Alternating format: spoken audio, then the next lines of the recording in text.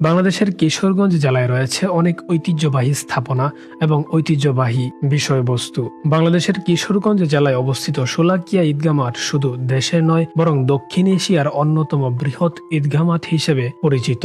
এটি এমন একটি স্থান যেখানে ঈদের দিনে একসঙ্গে লক্ষ লক্ষ মুসল্লির কণ্ঠে তাকবীর ধ্বনিতে আকাশ বাতাস মুখরিত হয়ে ওঠে। শোলাকিয়া ঈদগাহ মাঠের ইতিহাস প্রায় 2 শতাধিক বছরের পুরনো। কথিত আছে 19 শতাব্দীর প্রথম দিকে এখানে একসঙ্গে প্রায় 1,25,000 মুসল্লি ঈদের নামাজ আদায় করেছিলেন। আর সেই সোয়া লাখ শব্দ থেকেই ধীরে ধীরে নামটির উৎপত্তি হয় এবং পরবর্তীতে শোলাকিয়া নামকরণ করা হয়। এই মাঠটি প্রতিষ্ঠার পেছনে গুরুত্বপূর্ণ ভূমিকা রেখেছিলেন তৎকালীন ধর্মীয় আলেম ও সমাজ সংস্কারকরা।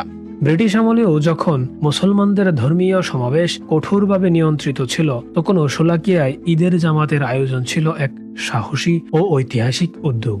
সময়ের পরিক্রমায় এটি পরিণত হয়েছে মুসলিম ঐক্যের এক শক্তিশালী প্রতীকে।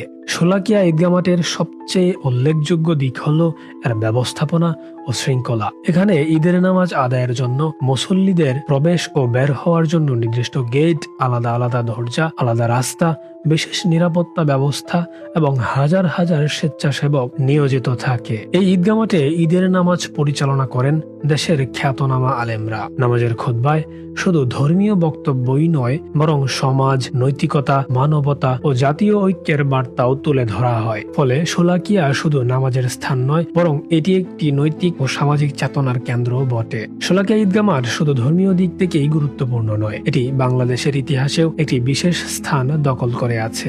বিভিন্ন রাজনৈতিক ও সামাজিক পরিবর্তনের সময় এই মাঠ সাক্ষী হয়েছে লাখো মানুষের সমবেত উপস্থিতির। আন্দোলনের পাশাপাশি দুঃখজনক ঘটনাও ইতিহাসের অংশ হয়ে আছে, যা এই স্থানকে আরও সংবেদনশীল ও তাৎপর্যপূর্ণ করে তুলেছে।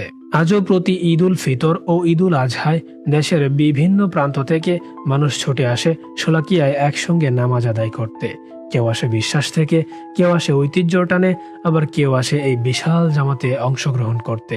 সবশেষে বলা যায়, শোলাকিয়া ঈদগাহ মাঠ শুধুমাত্র একটি খোলা মাঠ নয়, এটি বাংলাদেশের মুসলিম ঐতিহ্য, ইতিহাস ও ঐক্যের এক জীবন্ত প্রতীক। যুগের পর যুগ ধরে এই মাঠ আমাদের মনে করিয়ে দেয়, ঈদ মানে শুধু উৎসব নয়, ঈদ মানে একতা, সাম্য, ভ্রাতৃত্ব এবং শৃঙ্খলার বন্ধন।